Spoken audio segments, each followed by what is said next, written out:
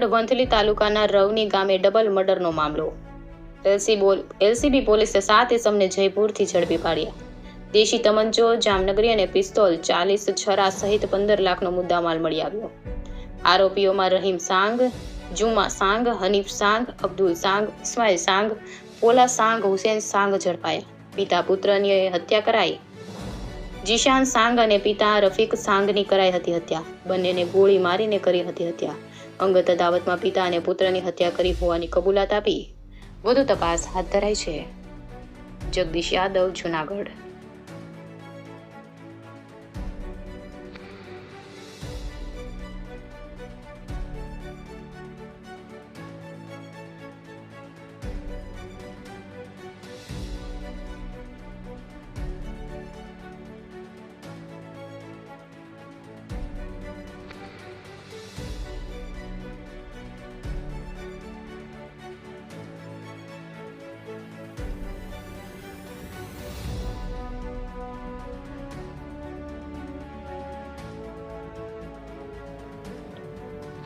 અગિયાર મેના રોજ વંથલી પોલીસ સ્ટેશનના રવની ગામે પિતા અને પુત્રની ફાયરિંગ કરીને જે હત્યા કરેલી, એમાં કુલ 7 આરોપી વિરુદ્ધ મર્ડર સાથે આર્મ્સ એક્ટ અને રાયોટિંગનો ગુનો વંથલી પોલીસ સ્ટેશનમાં 11 તારીખ દાખલ કરેલો.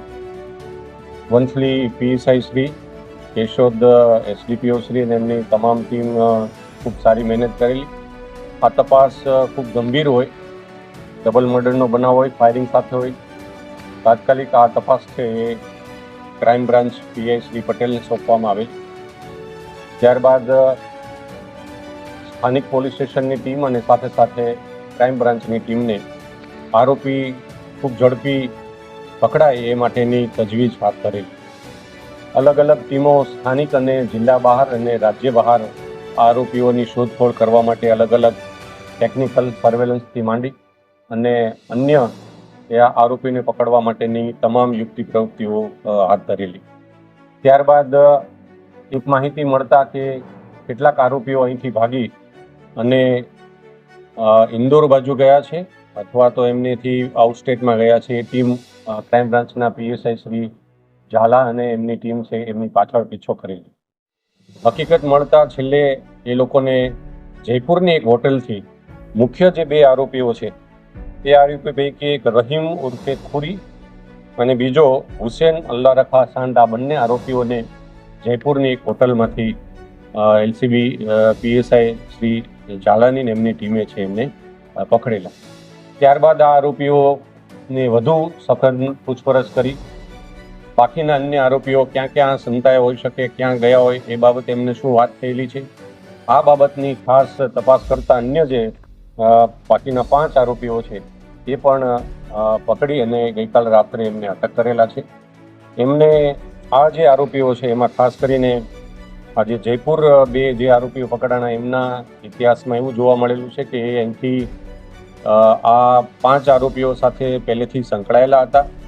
એમને ગુનાહિત ઇતિહાસની સાથે સાથે અગાઉ 1 વર્ષ પહેલાં સલીમ સાંધનું જે મર્ડર થયેલું એની દાજ રાખીને અને એ આરોપીઓની એક કાવતરું રચી અને આ 2 આરોપીઓ ખાસ રહીમ ખુરી અને હુસેન અલ્લાહ રખા એ અન્ય 5 જે આરોપીઓ છે, જે પૈકી ત્યાં રવનીના એક ઇમ્તિયાઝ ઉર્ફે પોલો, જુમ્મા હબીબ સાંદ, હનીફ ઉર્ફે હનો ઇસ્માઇલ સાંદ, હબીબ ઇબ્રાહિમ સાંદ અને ઇસ્માઇલ ઇબ્રાહિમ સાંદ, આ કુલ 7 આરોપીઓ છે એ પકડી અને એમણે સંતાડેલા આંબલિયા ગામની સીમમાં જે હથિયારો જે સંતાડ્યા હતા એ હથિયારો પણ એલસીબીએ રિકવર કરેલ છે.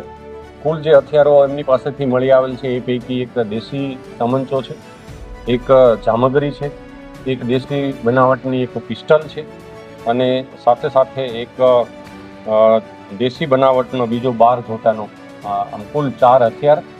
આ ઉપરાંત એમની પાસેથી 6 જીવતા કારતીસ, 40 જેટલા છરા મળેલા છે, જે ગન પાવડર સાથે ઉપયોગ કરી શકાય એવા 50 ગ્રામથી વધારે ગન પાવડર છે.